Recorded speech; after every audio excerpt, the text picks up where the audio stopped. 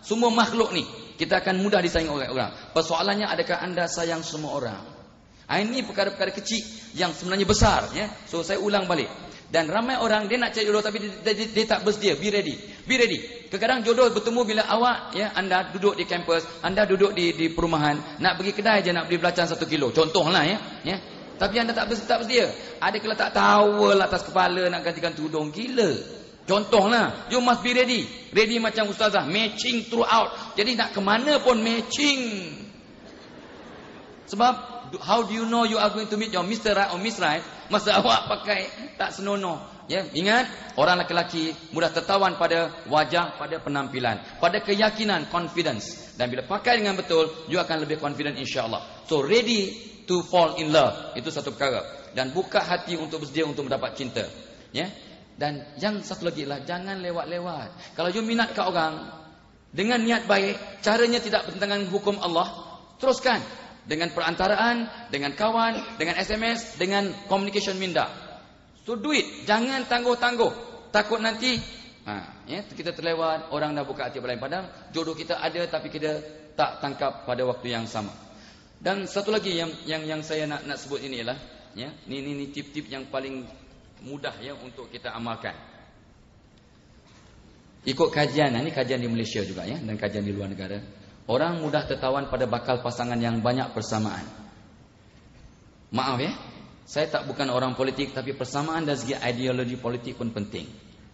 So kalau anda ada dengan bakal pasangan ideologi politik yang berbeza, jangan sebut langsung. Simpan dalam hati. Parti apa, lantaklah dia. You parti Tupperware ke, parti apa ke, biarlah, ya. Okey. So dari segi politik, dari segi aktiviti keagamaan, sikap terhadap kerjaya, wang ringgit, hobi, kalau ada persamaan, orang mudah tertawan kat kita.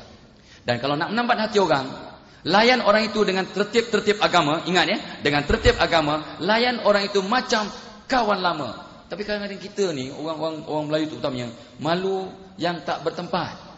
Kalau niat kita dengan cara betul, dengan batas-batas yang betul, jangan terlampau malu yang tak bertempat. Malu yang bertempat itu salah satu cabang iman. Ya, tapi kalau malu tak bertempat, kita merugikan, ya, takut-takut tak jumpa bakal pasangan. Dan ramai orang tertawan kalau kita ada sifat-sifat yang sangat disuka. Contohnya sifat ibunya. Ini berlainan dengan masalah zihar, ya. Ya, sifat ibunya. You kena belajar ni. Sifat adik perempuannya, sifat kakaknya. Kadang orang tertawan pada orang yang begini. Dan ramai orang, sebab saya dapat panggilan telefon, ya, dia kali pertama bercerai, dapat isteri yang kedua, sama perangai dengan isteri yang pertama. You remember that question? Ya, kami dapat live daripada orang ramai masa kat TV minggu lepas. Persoalannya kenapa? Rupanya kita menarik, ya, kita menarik orang yang memang ngam dengan kita. Surah An-Nur ayat 26 yang disebut oleh ustazah tadi, ya, perempuan jahat Allah cipta untuk laki-laki jahat, laki-laki jahat untuk perempuan jahat, laki-laki baik untuk perempuan baik, untuk laki-laki baik, laki-laki baik untuk perempuan baik. An-Nur 26.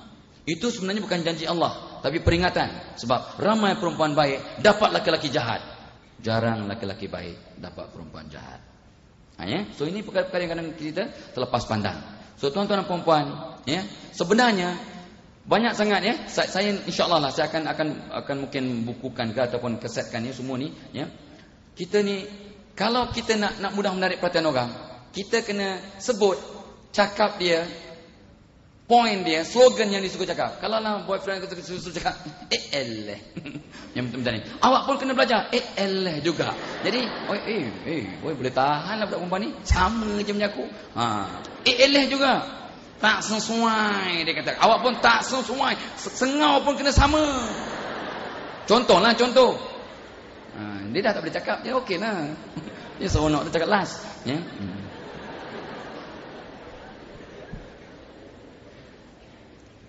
Kita kenal pasti keistimewaan bakal pasangan kita tu yang orang lain tak nampak. Dan highlightkan, dia akan jatuh hati kat you.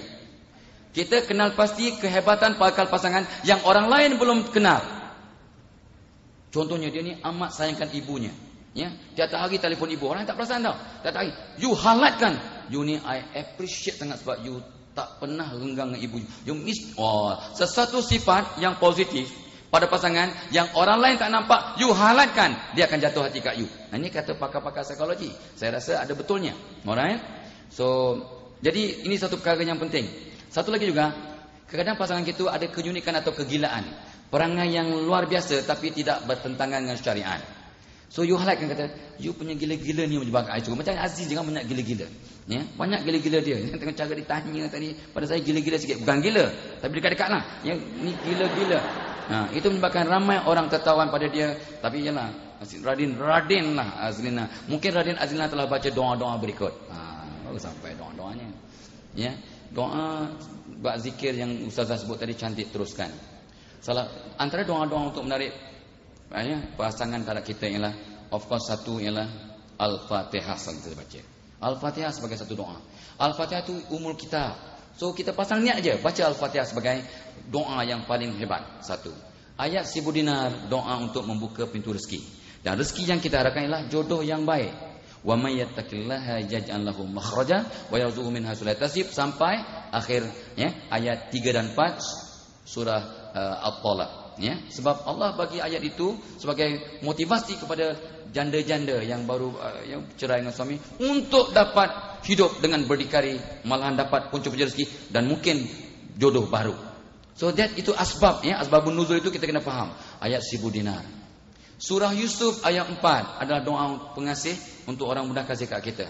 Inni ra'aitu ahada asyara kawkaba wasyamsa wal qamara ra'aitum li sajidin. Surah Yusuf ayat 4. Dan kalau boleh kata ulama, baca li sajidin 7 kali dalam satu nafas.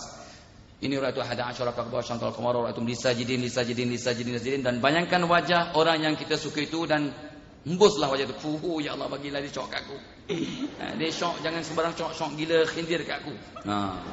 Punya hebat, syok gila khinzir tu. Bahasa kena betul, bahasa kat Allah kena bahasa elok. Jangan kata syok gila babi. Allah, kasar benar Okey. So, apa lagi doa yang bagus? Ar-Razzaq, murah rezeki. Salah satu rezeki mungkin jodoh. Al-Wadud, pengasih. Al-Latif, untuk lembut. Lembutkan hati kita dan mudah orang sayang kat kita. Satu lagi doa yang bagus untuk apa nama kata orang tu menarik orang kalau kita ialah Asyura, surah Asyura ayat 19. Ini selalu dalam nasyid pun saya dengar ni. Allahu latifun bi ibadihi yarzuqu may yasha. Sebab saya dah tak baca doa ni sebab dah ada kan.